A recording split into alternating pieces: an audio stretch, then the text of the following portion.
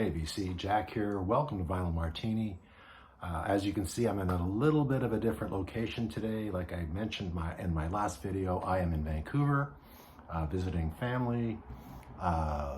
This is Thanksgiving weekend here in Canada, so happy Thanksgiving to everybody in Canada and to all my friends in the United States and in Europe and Australia.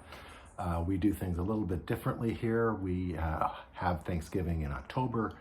My American friends have, they celebrate Thanksgiving in November later on in the year. It's probably the biggest holiday in the US, even bigger than Christmas. But here it's a pretty laid back affair. We get together with friends and family, cook a turkey, have a meal.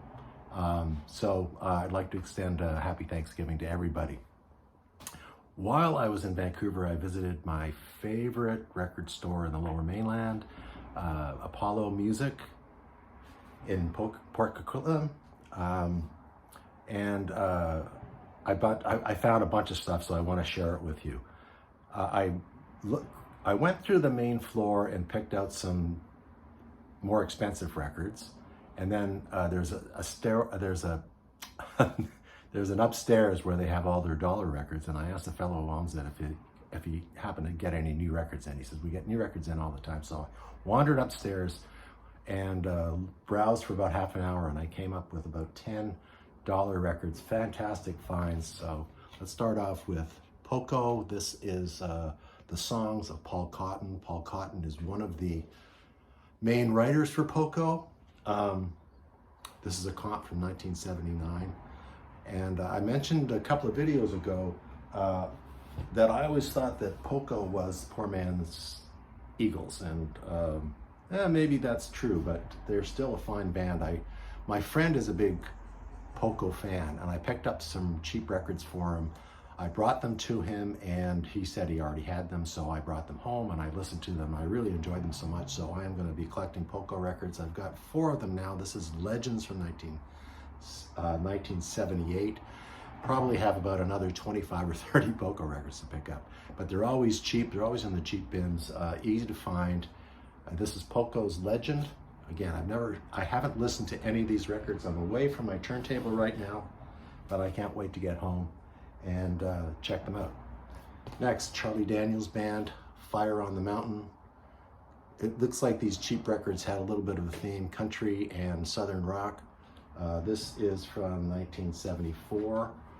I'll show the label. It's on Kama Sutra. It's a Canadian pressing, and got an interesting label from Kama Sutra. Not the usual Kama Sutra label.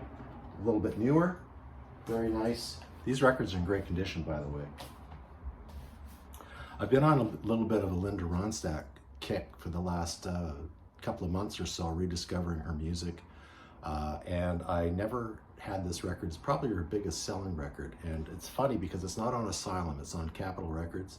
I think she still owed Capitol one more record, and worked out a deal between Asylum and Capitol. Released this is Heart Like a Wheel, and it's a fantastic record. It's got Heart Like a Wheel which was by the McGarrigle sisters from Montreal. A fantastic version of Willin', Lowell George Willin'. When Will I Be Loved, a Phil Everly song. Just a great record. Very happy to have this, and to get it for $1 blew my mind. Fantastic. Next up, from Texas, Sleep at the Wheel, Western swing band, basically. Very jazzy country music. I have a couple of the Sleep at the Wheel records already. I've had them for years and years. Favorite band. This one is called The Wheel, and it is from 1977, Canadian press on Capitol Records on the Orange Capitol label. Sleep at the Wheel. Another Sleep at the Wheel record called Wheelin' and Dealin', and this is from 1976, again on Capitol Records. They're great. They're from Texas, like I said, and I really like Texas musicians, and this was recorded in Austin, Texas, I think. Sleep at the Wheel. Wheelin' and Dealin'. Next up, another Southern rock band, Marshall Tucker Band. This is Long Hard Ride. It's on Capricorn Records, and I pick up anything on Capricorn Records. Great label. The Allman Brothers, of course, were on Capricorn. Jazzy Southern rock. Yeah, they've got usually flute and saxophone. They had horns in there. Great, great band. Marshall Tucker Band. And JT, my friend JT. This one's for you. Jerry Jeff Walker. This one is called Contrary to Ordinary. It's a 1978 release, I believe. I don't think I've ever seen this in the wild before. I'm a big Jerry Jeff Walker fan, and for $1, I was thrilled to find this record. Great shape, Jerry Jeff Walker. Now for the records that weren't $1. My buddy Michael from Ricefield Records reminded me about this guy here, Al Cooper. Michael's a big fan of Al Cooper. This one is called A Possible Project of the Future, Childhood's End. It's a 1972 release. He's all made up there as an old man. It's a gatefold. Al Cooper is a fantastic musician, fantastic producer. He was the first producer for Lynyrd Skynyrd. I think he did their first 4 or 5 records, and he's produced many, many artists besides them. Fantastic musician on his own. So happy to get this record. I think this was as is. It's got a slight surface scratch on it, but it was only $5.99, so a great price to find that, and in great condition. Next up, I was so happy to get this record. I am a huge Jimmy Webb fan. Jimmy Webb is probably unknown to most of you, but he is mostly known as a producer and a songwriter. He wrote Up, Up and Away for the Fifth Dimension, By the Time I Get to Phoenix, The Wichita Linesman for Glenn Campbell.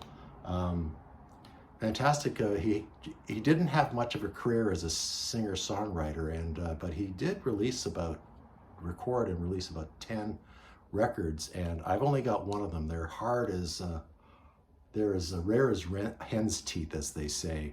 This was only $7.99. I saw it in another record store for 20 bucks. It was a little bit rich for me, so I'm glad that I held off and found this copy in great shape on the yellow Epic label. Next up, I've never seen this record out in the wild before. This is Luther Grosvenor. I'm probably not saying that quite correctly. It's called Under Open Skies. Luther used to be in Spooky Tooth. He's had a solo career. This is a I'm going to say 1972 release. Doesn't have the date on here. Might be earlier. It's on the Island record label. I'm just trying to see who's on here. There was somebody that impressed me on here. No, I don't know any of these players, so I misspoke. Trevor Lucas plays on Getting It Together, so that's what I was thinking of. A gatefold, beautiful inside photograph. Psych record, probably, just like Spooky Tooth. But looking forward to listening to that one, and happy to get that in my collection. I've been on the lookout for Billy Preston records. They're not that hard to find, but to find one in good condition is more difficult. This is Billy Preston called Everybody Likes Some Kind of Music, and ain't that the truth? But it's got gospel, blues, rock, and jazz on here. Billy Preston, of course, played organ on a number of Beatles songs. He's played with everybody, had a great solo career, and very, very funky. Very, very, I think this cost me $8.99, so a really decent price. It's on the gold A&M label. Fantastic condition. All these more expensive records are in mint condition, so excellent finds. This was another cheapie. I've seen this for $20, $25. Cost me $9. This Roy Wood's Boulders, one of his first solo records. Roy Wood, of course, used to be an Electric Light Orchestra with Jeff Lynne, but they parted ways. He was also in The Move. beautiful, like a cloth finish on this. It's a gatefold. It's on United Artists. Very, very boring old United Artists label. Fantastic find. I've been meaning to get this for a long, long time. I'm a big ELO fan and Moo fan and Roy Wood fan. It's a very, very quirky guy. A couple of records to go. I'm a big Tim Hardin fan. Tim Hardin is probably very unknown today. He used to be a songwriter, best known for, he wrote Reason to Believe, which Rod Stewart had a huge hit on with, and If I Was a Carpenter. But this is his third record. It's live in concert. It is mint condition from 1968, original pressing. Just look at that, beautiful. Almost no ring wear, and it's on Verve Forecast, original Verve Forecast. Fantastic to find that. I only have a couple of Tim Hardin records. They're extremely difficult to find, and when you do, they are generally beat up, like they will be. But that's in beautiful condition. And last but not least is Tim Hardin's last record from 1981. Last album he recorded before he died tragically. He had substance abuse problems, issues, and I don't even know what label. Sorry, it is on San Francisco Sounds. It's got a custom label, beautiful custom label. Let's see that picture of Tim on there. I have no idea what's on this, but I'm a huge fan, so I had to grab it. That was my very, very most expensive record that I picked up, and that was 20 bucks. I had to get it because I don't think I'll ever see it again. So, those are my records. I am coming in at just over 12 minutes, but before I leave, I want to thank all my new subscribers, all the people that comment on my videos. Thank you so much. And I'd like to just say that I also have an Instagram account that I've got. It doesn't matter how many followers. I have quite a few followers on Instagram, and I post almost every day. I show records, I show some pictures when I'm traveling. But check me out, give me a follow. I'd really enjoy that. Comment on those pictures. And one last thing, the reason I was here in Vancouver, I haven't mentioned it, is I went to see a concert. I went to see the Brian Jonestown Massacre on Thursday night at the Vogue Theatre. Small theater, holds about 1,500 people, maybe 2,000 people.